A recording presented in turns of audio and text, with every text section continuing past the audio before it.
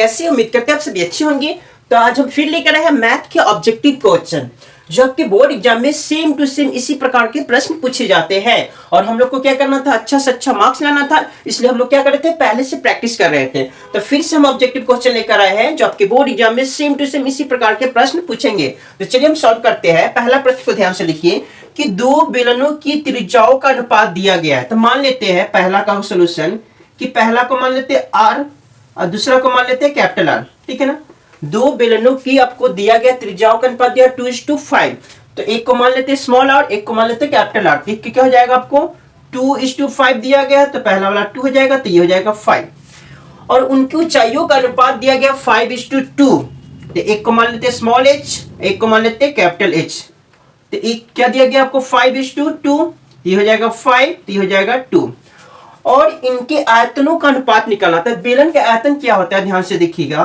बेलन के आयतन होते हैं पाई आर स्क्वायर एच, और एक का हो जाएगा पाई कैपिटल आर स्क्वायर एच।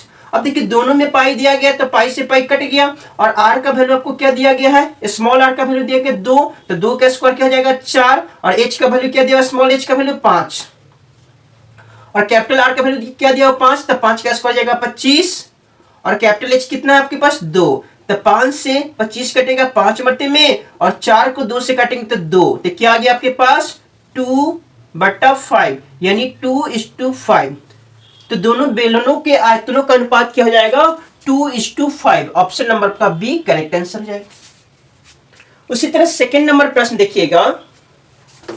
तो सेकंड प्रश्न देखिए क्या कर रहा है कि 12 सेमी व्यास वाले एक गोले का आयतन निकालना। तो आपको डी का वैल्यू दिया गया आपके पास कितना 12 सेंटीमीटर, तो आर इसका क्या हो जाएगा आधा 6 सेंटीमीटर, और गोला का आयतन क्या होता है 4/3 pi r cube, 4/3 pi r cube.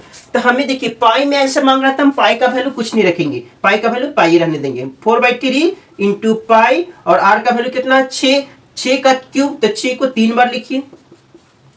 अब ये 3 से 6 कितना मरते में कर जाएगा 2 मरते में, आप गुना कीजिए। 2 में 6 से गुना करेंगे 12, 12 में 6 से गुना करेंगे 72, 72 में आप 4 से गुना करेंगे तो आपका हो जाएगा 4 दूना 8 और 7 चौका 28, 288, और ये पाई क्या हो जाएगा आयतन इसका 288 पाई सेंटीमीटर क्यूब। तो ऑप्शन नंबर आपका क्या हो जाएगा आपको सी, 288 पाई सेंटीमीटर क्यूब गोला का आयतन। फोर्थ नंबर क्या कर रहा है कि यदि किसी शंकु के आधार की त्रिज्या आर, त्रिज्या दे दिया आपको क्या आर, और उसकी ऊंचाई दे दिया आपको, ऊंचाई दे दिया h, ऊंचाई आपको h दे दिया, तो आपसे पूछ रहा है शंकु का आयतन।